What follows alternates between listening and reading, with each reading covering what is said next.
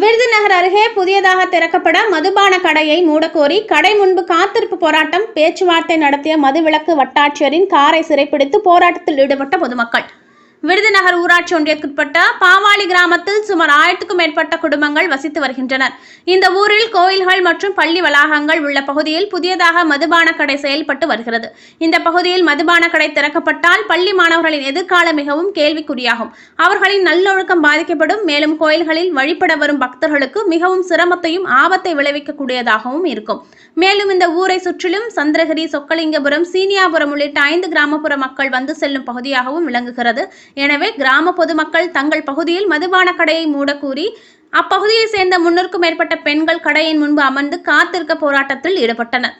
பாதுகாப்பு பணிகளில் சுமார் 100க்கும் மேற்பட்ட காவலர்கள் இருந்த நிலையில் போராட்டத்தில் ஈடுபட்ட பொதுமக்களிடம் மதுவிலக்கு வட்டாட்சியர் கிருஷ்ணவேணி பேச்சுவார்த்தை நடத்தினார். பேச்சுவார்த்தையில் உடன்பாடு ஏற்படாத நிலையில் அங்கிருந்து செல்ல முயன்ற மதுவிலக்கு வட்டாட்சியரின் காரின் முன்பு அமர்ந்து காரை சிறைப்பிடித்து பொதுமக்கள் போராட்டத்தில் ஈடுபட்டனர். சம்பவ இடத்திற்கு வந்த மாவட்ட துணை காவல் கண்காணிப்பாளர் குத்தாலிங்கம் மற்றும் அருணாச்சலம் இருவரும் போராட்டத்தில் ஈடுபட்ட பொதுமக்களிடம் பேச்சுவார்த்தை நடத்தினார்.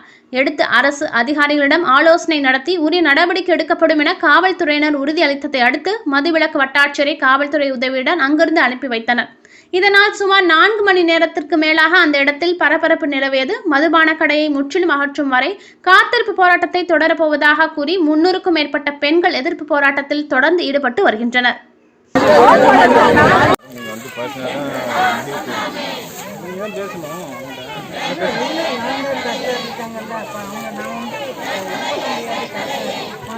கலெக்டர் உத்தரவு நாங்களும் சொல்லிட்டோம்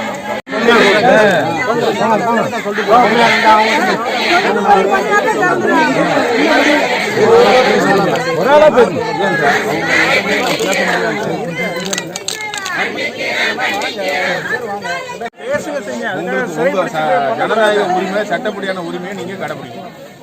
நாங்க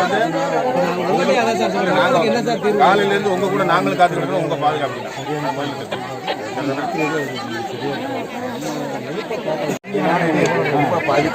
அடுத்த கட்டத்தை பத்தி